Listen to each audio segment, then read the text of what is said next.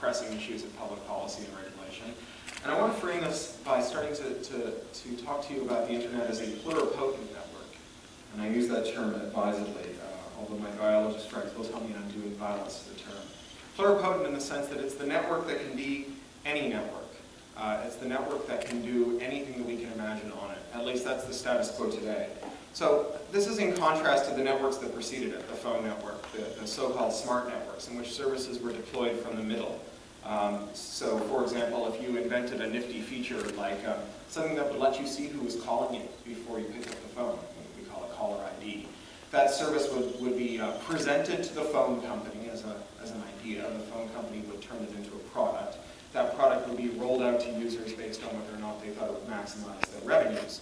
And as a result, the phone network was historically a network of very slow innovation, and one that was characterized by an extreme culture of management and stewardship, it must be said, for good and for ill. Contrast that with the dumb network, the internet, the pluripotent network. Some years ago in Geneva, a British scientist who was working at CERN, the High Energy Research Lab, named Tim Berners-Lee, had an idea for sharing documents with other physicists.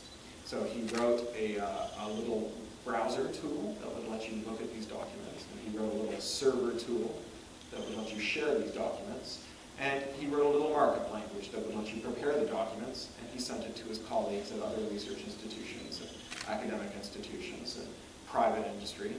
And they chose or didn't choose, as was their own bent, to implement this, to run these servers. And that was it. It was the web. That was all it took. Someone had an idea, they communicated with their colleagues and their colleagues judged that idea to be good, and that idea grew. No one had to provision a network for the World Wide Web. No one had to ask permission from a network operator for the World Wide Web. We just got the web. And the fact that the web was immensely disruptive to the people who operated the network didn't enter into the calculus at all. Tim Berners-Lee didn't have to make a business case to the ITU, the International Telecommunications Union. He didn't have to make a business case to Bell Canada or the Swisstel company. All he had to do was develop his technology, stick it on the web. And we've seen that story repeated again and again, whether it's Skype, putting long-distance carriers out of business, or Napster doing such, creating such upheaval in the music industry, always without permission, always with the authority devolved to the network's edge.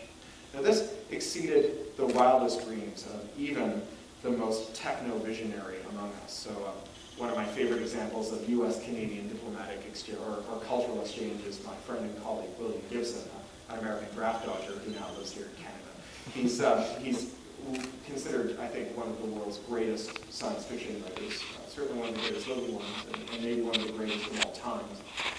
One of his claims to fame is of having coined the term cyberspace.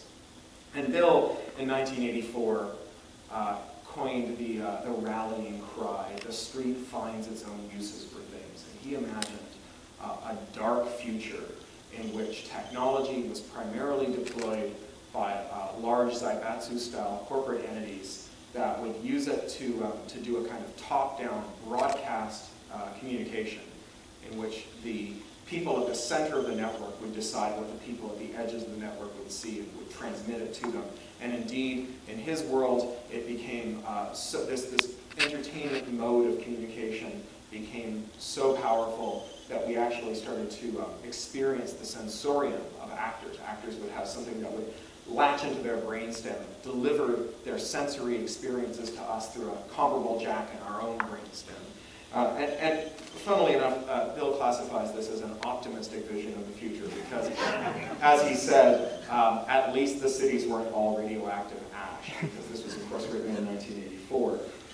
But still, it must be remembered that Gibson, who is indeed someone who's a keen observer of the present and predictor of the future, still predicted a world in which networks would primarily be used in this broadcast configuration.